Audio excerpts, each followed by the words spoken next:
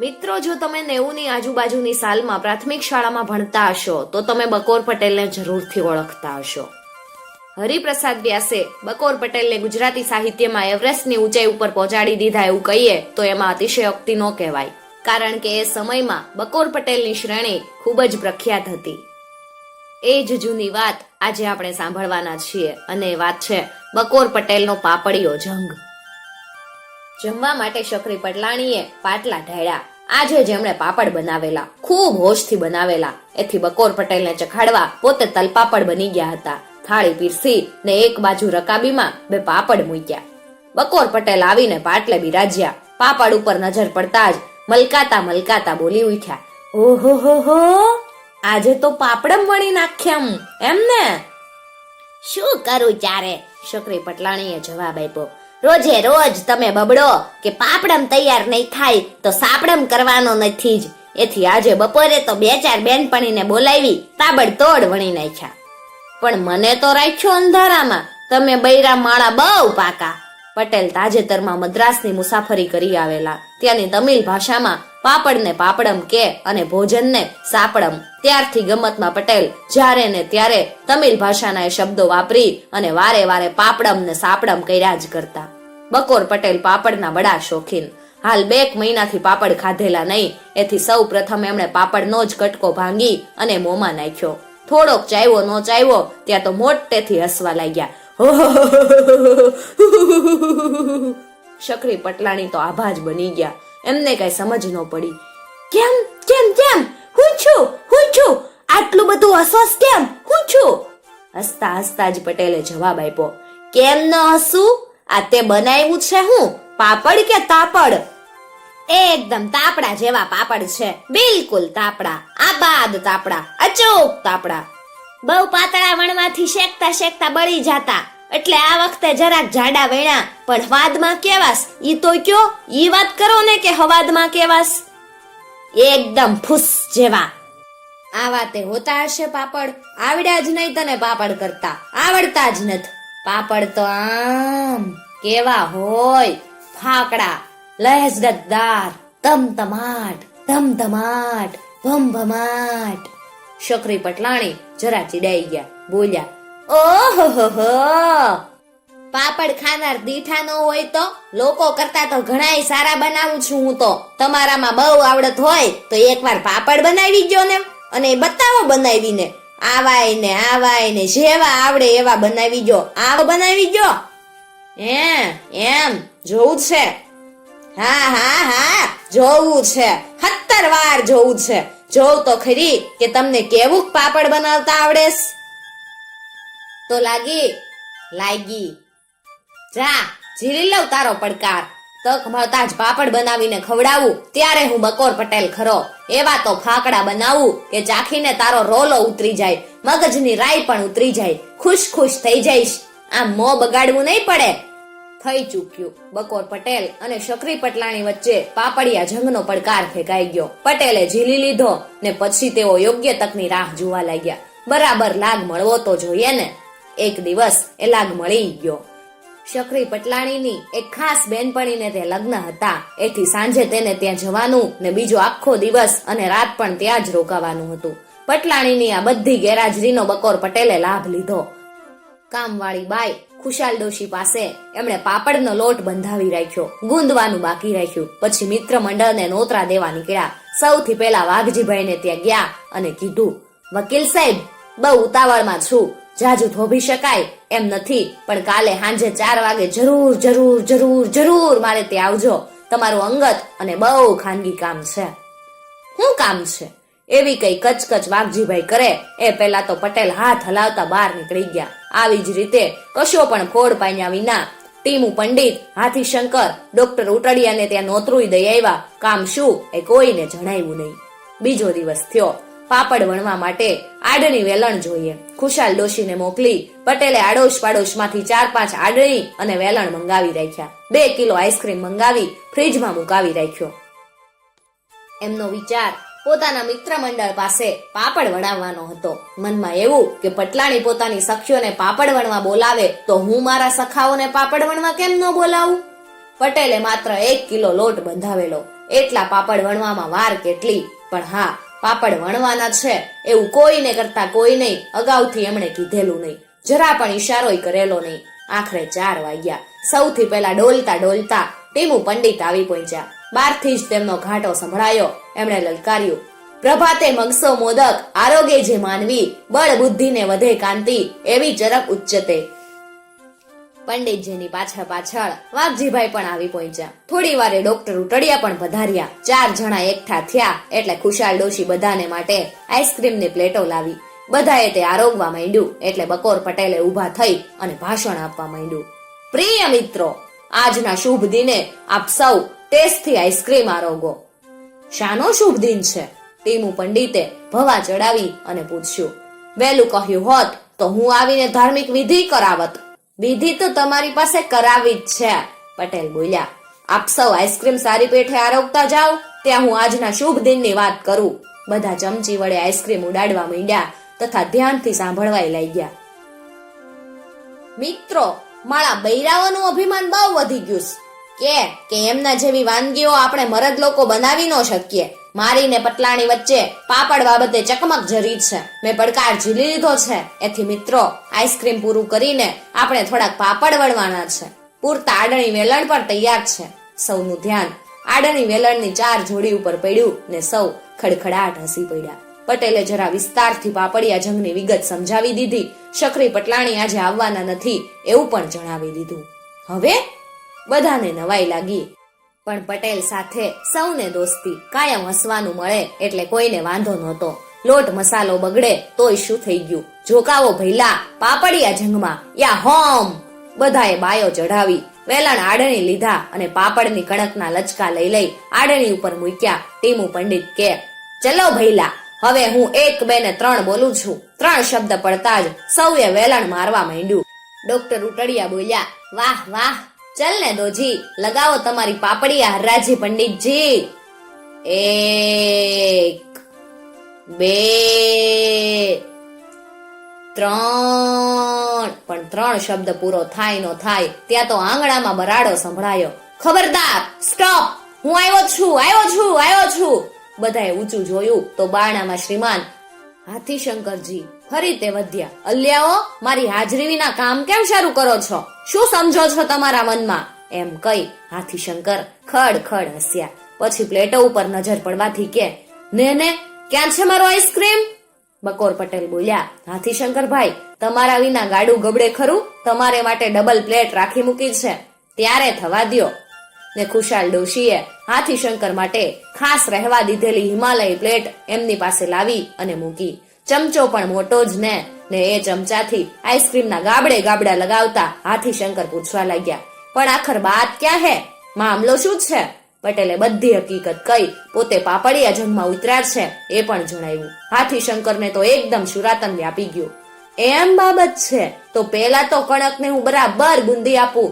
જેમ કણક ગુંદાય એમ પાપડ એકદમ પોચા બને. લાવો ખાંડણી ને દસ્તો. પટેલને હાથીશંકરની વાત વ્યાજબી લાગી. પાપડની કણક ઉપર જેમ પુષ્કળ ઘા પડે એમ લોટ મુલાયમ બને. ખુશાલ ડોશીએ ખાંડણી ગોઠવી આપી, એમાં પાપડની કણક મૂકી. હાથીશંકરે દસ્તો ઉપાડી અને ઝીકવા માંડ્યો. હૈસો હૈસ, હૈસો હૈસ, હૈસો હૈસ, હૈસો હૈસ.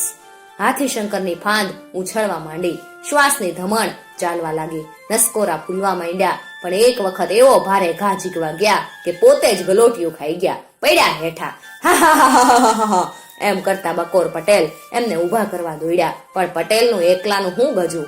એમની મદદે ટીમુ પંડિત અને વાઘજીભાઈ આવ્યા. ત્રણેય મળી અને હાથીશંકરને ઊભા કર્યા.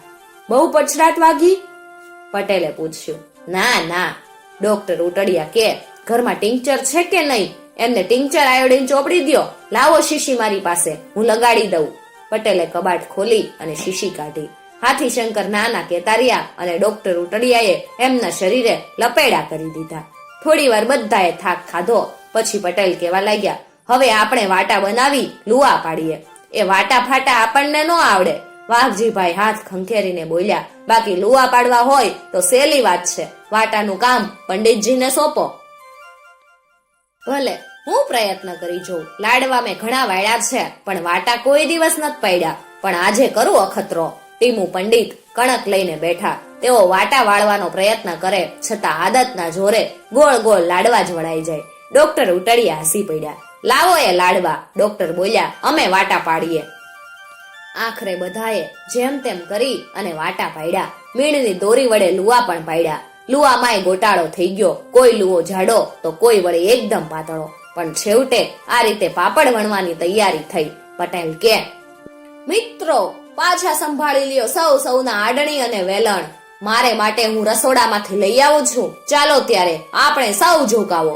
આમ એક બાજુ પટેલ અને વાઘજીભાઈ આડણી વેલણ લઈ અને ગોઠવાયા. બીજી બાજુ ટીમુ પંડિત અને ડોક્ટર ઉટડિયા ગોઠવાયા. પ્રમુખ સ્થાને હાથી શંકર બિરાજ્યા. પાપડ વણવાનું શરૂ થયું. લુવા ઉપર વેલણ ફરવા માંડ્યા. પાપડિયા જંગનો આરંભ થઈ ચૂક્યો. 5 જણ પાપડ વણવા માંડ્યા. પણ એ બધા મહાનુભાવોએ કે દાડે પાપડ વણ્યા હોય. વણતા આવડે જ કેવી રીતે, એટલે દરેકના પાપડે જાત જાતની આકૃતિનું રૂપ પકડવા માંડ્યું. કોઈના પાપડની આકૃતિ બંબાની સૂંઢ જેવી થવા લાગી.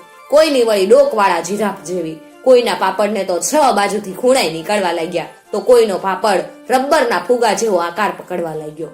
ડોક્ટર ઉટડિયાએ કંટાળીને આડની વેલણ આઘા ધકેલ્યા. કેમ? બકોર પટેલે ચિંતાતુર ચહેરે પૂછ્યું. આ આપણને નો પાલવે. શું? આ વાકું ચૂકું મોઢું કરે છે. દવાખાનામાં દર્દીને ઇન્જેક્શન આપું છું ને ત્યારે તે આવું જ વાકું ચૂકું મોઢું કરેશ. આ પાપડ જોઈને મને મારો દર્દી યાદ આવે છે. બધા હસી પડ્યા. પટેલે ધીરજ આપતા કીધું, ડોક્ટર આગે બઢો. જે ડગલું હિંમતથી ભર્યું એ ભર્યું. એમાં પીછેહટને અવકાશ જ ના હોય. તમામ વાકા ચૂકા પાપડ માટે મેં ઈલાજ તૈયાર જ રાખ્યો છે. શું? પટેલે એક વાટકો અને ચપ્પુ બતાવ્યા. આ એનો ઈલાજ. કોઈને સમજ ન પડી. કેવી રીતે? ડોક્ટર ઉટડિયાએ પૂછ્યું. આવી રીતે, એમ કહી પટેલે વાકા ચૂકા પાપડ ઉપર વાટકો ઊંધો પાડ્યો. પછી એના ગોળાકારની આજુબાજુની વાકી ચૂકી ધાર ચપ્પુથી કાપી નાખી. આફરીન, ડોક્ટર ઉટડિયા બોલ્યા. આમ તો બધા જ પાપડ આબાદ ગોળાકાર બનાવી શકાશે. ફરીથી બમણા ઉત્સાહથી સૌ પાપડ વણવા મંડી પડ્યા. ત્યાં 10-12 મિનિટ પછી અચાનક શકરી પટલાણીનો અવાજ સંભળાયો. વાહ વાહ, પાપડ વણવા તો મોટી ફોજ આવી પડી છે ને. શકરી પટલાણીને અચાનક આવી પડેલા જોઈ સૌ ચમક્યા અને શરમાઈ ગયા. શકરી પટલાણી તો આજે આવવાના જ નહોતા. ટીમુ પંડિત તો શરમના માર્યા ધોતિયું ખંખેરીને સડાક દેતા ઉભા થઈ ગયા. બકોર પટેલથી પૂછાઈ ગયું, એકાએક તું ક્યાંથી? પટલાણીએ હસીને જવાબ આપ્યો, જરિયાન સાડી લેવા આવી છું. કાલે ભૂલી ગયેલી, પણ આવી પહોંચી તો તમારા વજનદાર આબરૂદાર સખાઓ પાપડ વણતા જોવા મળ્યા. બધાનો વેશ જોઈ અને પટલાણી ખડખડાટ હસી પડ્યા. બકોર પટેલે મામલો સંભાળી લીધો. વાંધો નહીં મિત્રો, પાપડનો લોટ પૂરો થવા આવ્યો છે. પડકાર આપણે બરોબર ઝીલી લીધો છે અને પટલાણીને બતાવી આપ્યું છે કે તમારા કરતા અમે કમ નથી. શકરી પટલાણી મલકાઈને બોલ્યા, અત્યારે તો ઉતાવળ છે એટલે જાઉં છું. કાલે પાપડ સુકાશે ત્યારે ચાખીશ. લાડી પાડીના નીવડે વખાણ. શકરી પટલાણીએ સાડીનું ખોખું હાથમાં લીધું. પછી હસતા હસતા વિદાય થયા. ખુશાલ ડોશી પાપડ સુકવતા જતા હતા. પછી એમણે વધેલા આઈસ્ક્રીમની પ્લેટો ફરીથી ભરી. મિત્ર મંડળે બીજી વાર આઈસ્ક્રીમ ઉડાવ્યો. પછી સૌ જવા તૈયાર થયા. પટેલ કે, ખડે રહો. કેમ? શું બાકી છે? મગજની ગોટીઓ કાઢો છો? ટીમુ પંડિતે સ્મિત કરીને પૂછ્યું.